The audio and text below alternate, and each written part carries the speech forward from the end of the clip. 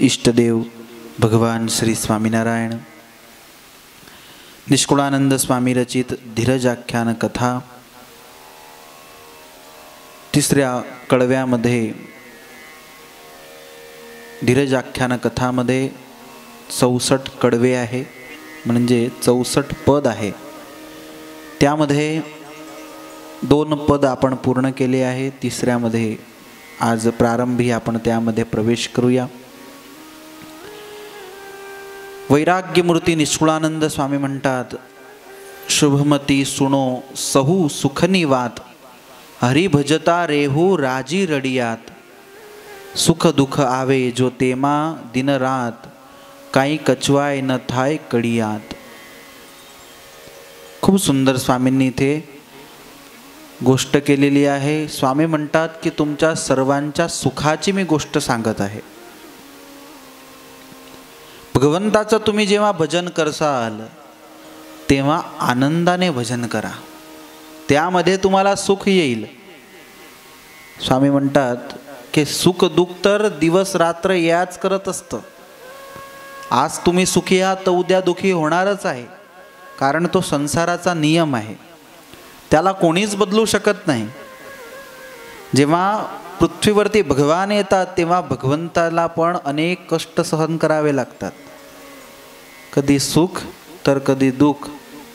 मी सांगितलं होतं की उंटावरती बसा म्हणजे उंट कधी एक सारखा चालत, कधी खालती होतो कधी वरती होतो, तसा हा संसार आहे। सुख दुःख स्वामी म्हणतात येणारच आहे, पण भगवंताच्या भक्तांनी प्रसन्न मनाने भगवंताचं भजन करावं, आनंदाने आनंदाने स्वामीनारायण म्हणावं, आनंदाने भगवंताच्या मंदिरामध्ये जावं।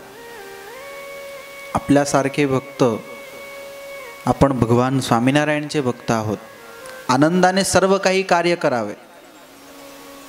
नाहीतर कित्येक वेळ आपण असतो जागृत, पण कित्येक वेळ आपण तंद्रामध्येच असतो। आपण काय करतो कित्येक वेळी आपल्यालाही माहिती नसतं। जायचं मंदिरात म्हणजे जायचं दररोज, मग 5 मिनिटं मंदिरात, अर्धा तास पायऱ्यांवरती बसायचं। स्वामी म्हणतात की आनंदाने भगवंताचं नामस्मरण करावं, आनंदाने भगवंताची भजन भक्ती करावी। दुःख आणि सुख तर येणारच आहे। भगवान स्वामीनारायण यांच्या जीवनात आले, संतांच्या जीवनात आले, एवढे दुःख सहन केले आहे संतांनी, भगवंतांनी। जेव्हा भगवान स्वामीनारायण संतांसोबत आणंद बाजारातून निघाले, आणंदच्या बाजारातून, तेव्हा भगवंतावरती दुष्ट लोकांनी शेण फेकले होते, गारा फेकला होता। सुरा खाचर सारखे भक्त सोबत होते, तलवार काढली। भगवान म्हणतात तलवार नाही, माडा घ्या, माडा करा की यांना सद्बुद्धी भगवान देव। संतांना एवढा मार मारायचे, कित्येक संत तर त्या कारणाने वारले, पण एवढा मार दुष्ट लोक त्या टाइमाला मारत असायचे। आज तशी परिस्थिती आपल्यावरती नाही आहे, त्यावेळेला देहदंड देत असायचे। आज मनाने दुखी करतात। कित्येक वेळी आपल्याला पाहण्यास मिळतं की कोणी काही बोलून गेलं म्हणजे तो मंदिरात येण्याचा बंद होऊन जातो। मग विचार करावा की त्यात भगवानला नुकसान आहे, मंदिराला नुकसान आहे की तुम्हाला नुकसान आहे। तुम्ही नाही येणार, दुसरे 5 सत्संगी नवीन येतील, मंदिराला तर काही नुकसान नाही आहे, पण नक्कीच आपल्या जीवाला नुकसान आहे। म्हणून कोणी काही बोलून गेलं म्हणून आपण आपलं कल्याण कधी बिघडवायचं नसतं। विचार करावा की भगवान रामचंद्र यांनाही म्हटले होते लोक, भगवान श्रीकृष्ण यांनाही काहीतरी म्हणत होते, भगवान स्वामीनारायणलाही न बोलणारे शब्द बोलत असायचे, तरी पण त्यांनी सहन केलं। तर आपण एक सामान्य आहे, आपल्याला दुःख येईल, पण त्या दुःखामध्ये पण स्वामी म्हणतात आनंदाने भजन करा। स्वामींनी उदाहरण दिलं की हत्ती जात असला तेव्हा कुत्रे भुंकत असतात, पण हत्ती त्या कुत्र्यांच्या कारणाने कधी स्वतःचा आनंद सोडत मस्त डोलत डोलत जात असतो। त्याला माहिती असतं मी गावात जाईल म्हणजे कुत्रे भुंकणारच आहे, पण त्या कारणाने तो स्वतःचा आनंद कधी सोडतो का? लक्षात घ्यायचंच नाही अमुक गोष्टी. आपण आपल्या स्वतःला आपण दुःखी करून घेत असतो. भगवंतांनी दिलाय 60-70 वर्षाचं जीवन, त्यामध्ये पण कडुलिंबाचा रस पेला असल्याचे तोंड घेऊन आपण फिरतो. आपण आपला समय बर्बाद करतो. एवढं आनंदामध्ये राहावं, एवढं खुश राहावं की समोरचा टेन्शनमध्ये यायला पाहिजे की हा एवढा आनंदात का राहतो आहे, हा एवढा खुश का राहतो. आपल्या मुखावरची स्माईल पाहून समोरचा आनंदित होऊन जायला पाहिजे, एवढे आनंदित राहायला पाहिजे.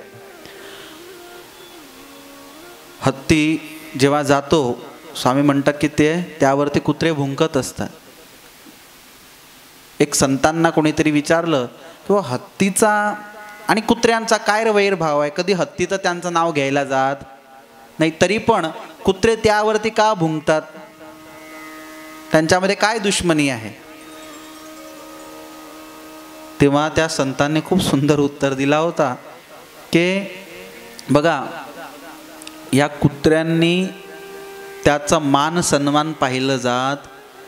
तुम्ही पाहिलं असेल किंवा हत्ती आला म्हणजे लोक काय करतात, पाया पडतात, त्याला काहीतरी चारा खायला देतात, त्याला गुळ खायला देतात, काहीतरी चांगली वस्तू, त्याला भाकर खायला देतात, काहीतरी सुंदर वस्तू देतात, भगवान गणपती महाराजांचं स्वरूप म्हणून पायाही पडतात. ते कुत्रे विचार करतात की आपण घरोघरी फिरतो तरी आपल्याला लाकडी मारून सर्व काढून टाकतात, पण याला तर समोरून लोक सर्व काही देतात. म्हणून त्या हत्तीची मान मोठाई कुत्र्यांनी पाहिली जात नाही. त्याच प्रकारे भगवंताचा भजन करणारा भक्त असला त्याला पण जे कुसंगी लोक असतात ते कधी पण सुखी पाहू शकत नाही आणि ते त्यावरती मग भुंकत असतात. पण याद ठेवावं की भगवंताच्या भक्तांचा जो जीवनामध्ये अपराध करतो तो खूप दुःखी होतो. त्या लोकांची अशी हालत होते की शेवटच्या क्षणी त्यांना पाणी पाजणारा कोणी नसतो. कित्येक लोक मंदिराचा विरोध करतात, कित्येक संतांचा अपराध करतात, तर भगवंताच्या भक्तांचा अपराध करणाऱ्यांची हालत अशी होते. आपण एवढं नक्की मनात ठेवावं की आपण काही करू नये, भगवान त्याचा हिशोब करतील. पूर्वी जेव्हा जुनागड मंदिराचे काम चालू होते त्या टाइमाला, आता स्वामी ब्रह्मानंद स्वामींनी जुनागड मंदिराचे काम घेतले, खूप मोठे काम होते.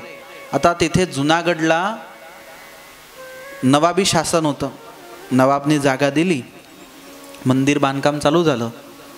आता तिथे मुस्लिम वर्ग पण खूप, पण तो सर्वात सपोर्टमध्ये, आणि नागर ब्राह्मण तिथे होते, ते सर्व स्वामीनारायण भगवंताच्या विरोधामध्ये. आता त्यावेळेस तिथे एक अंमलदार होता, तिथला जो मुख्य माणूस होता राजाच्या हाताखालती, त्याचं नाव होतं रंगीलदास.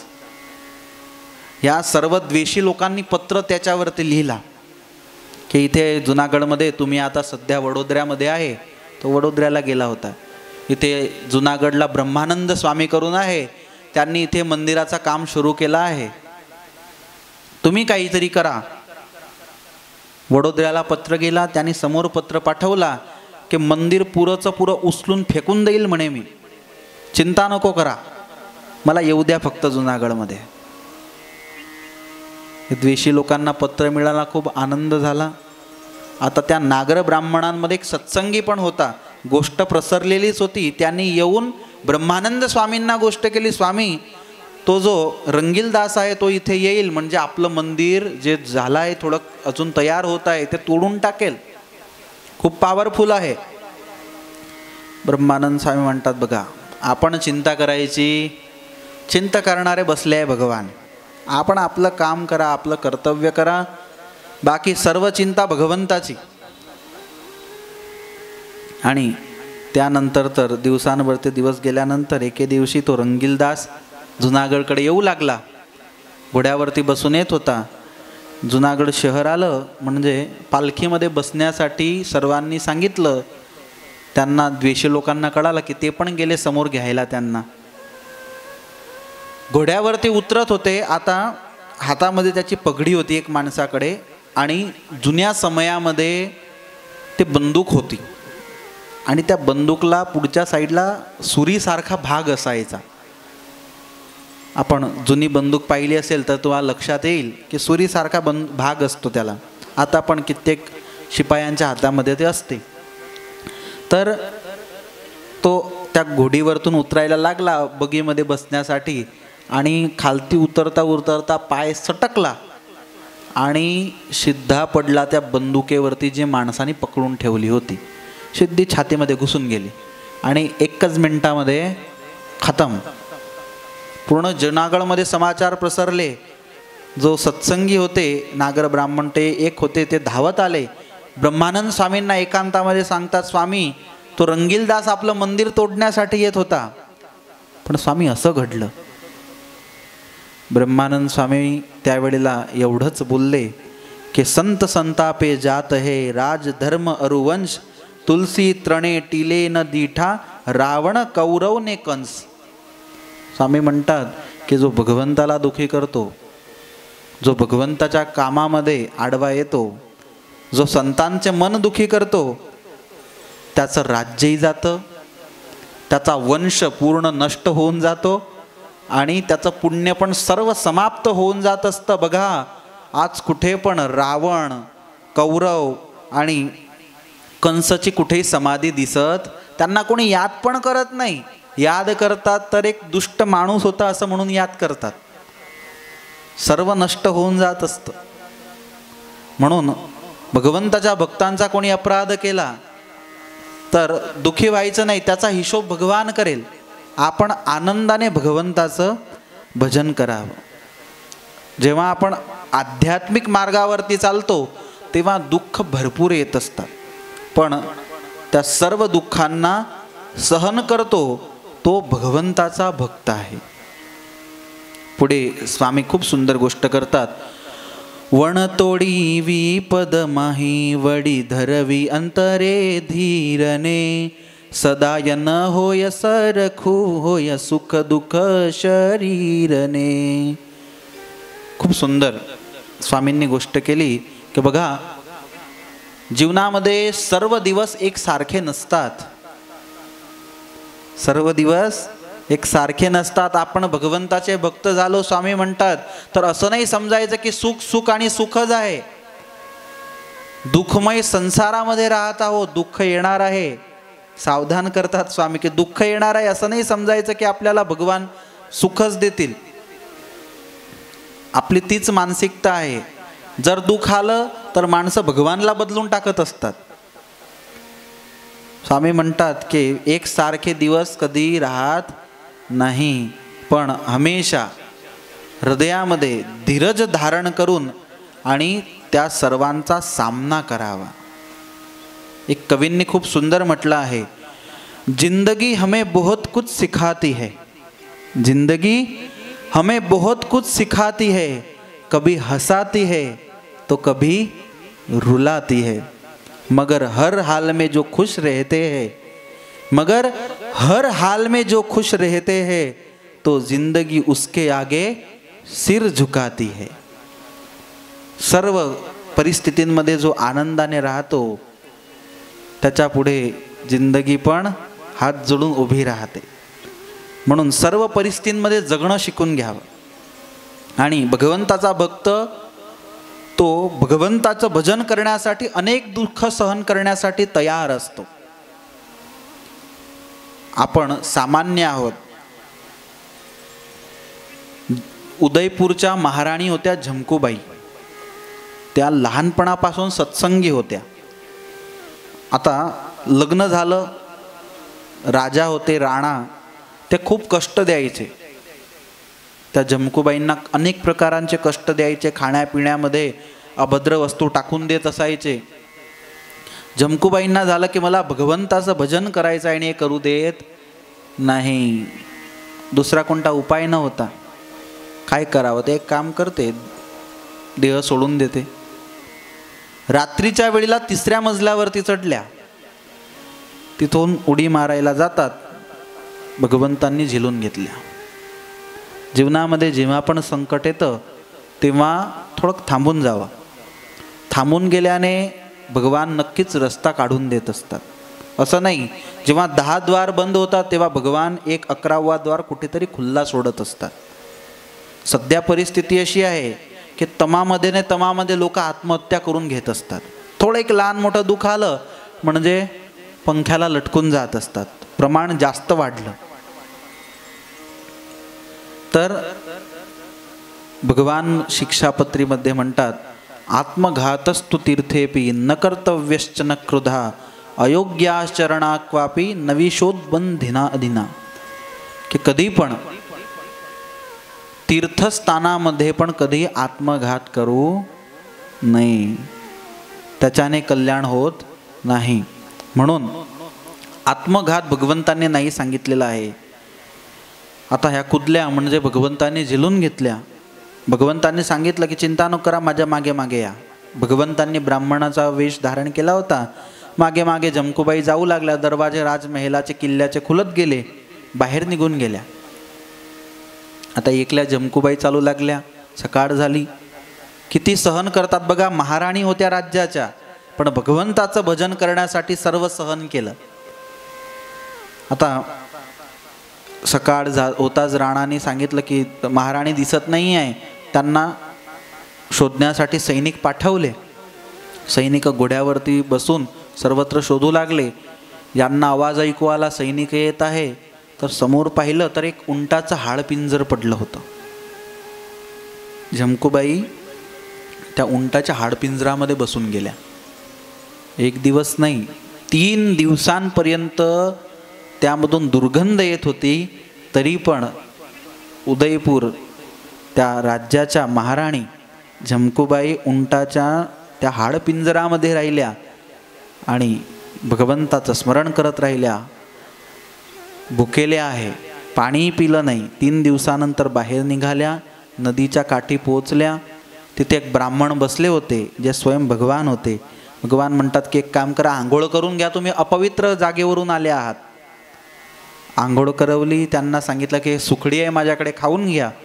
भगवंताने सुखडी खायला दिली आणि सांगितलं की झोपून घ्या, थोडा टाईम मी इथे बसला आहे. आणि झोपल्या. आणि तिथून डायरेक्ट भगवंतांनी उचलून कार्याणीमध्ये ठेवल्या. अवस्था खाचरच्या दरबारामध्ये भगवान होते. जागृत झाल्या, भगवंताचे दर्शन केले. भगवंतांनी गडपूर पाठवल्या. दररोज भगवंतासाठी घेला नदीवरतून पाणी आणण्याची सेवा, भगवान जे जळपान करायचे ती सेवा जमकुबाईंची होती. दररोज घेला नदीवरतून भगवंतासाठी पाणी आणायच्या. दररोज दादा खाचरचा दरबार झाडून टाकायचा. एके दिवशी झाडत होत्या. भगवंतांनी ज्या लाडूबा होत्या त्यांना विचारलं की कोण आहे माहिती आहे का तुम्हाला? तर लाडूबा म्हणता की कोणीतरी गुजराती बाई वाटत आहे. भगवान म्हणतात गुजराती कोणी सामान्य बाई नाही आहे, या उदयपूरच्या महाराणी जमकुबाई आहे. आणि त्यावेळेला मोंघीबाई आल्या होत्या भुजवरून. त्यांना भगवंतांनी सांगितलं की तुम्ही यांना घेऊन जा, अजून पण उदयपूरचा राणा हिला शोधत आहे, तुम्ही घेऊन जा आणि माताजी नाव ठेव जा. घेऊन गेल्या. भुजला राहिल्या. माताजी नाव ठेवलं. भगवंताचं खूप भजन करायच्या दोघी पण. आणि मोंघीबा आणि या ज्या माताजी होत्या म्हणजे जमकुबाई, शेवटच्या टायमाला भगवान दोघांना एक सोबत घेऊन गेले आणि एक अग्नीमध्ये दोघांचा अग्निसंस्कार करण्यात आला. असे भक्त होते. दृष्टांतचा सिद्धांत आहे. भगवंताचं सुख प्राप्त करण्यासाठी एवढे दुःख सहन केले. विशेष कथा उद्याच्या दिवशी श्रवण करू. सहजानंद स्वामी महाराज की जय. जय श्री स्वामीनारायण.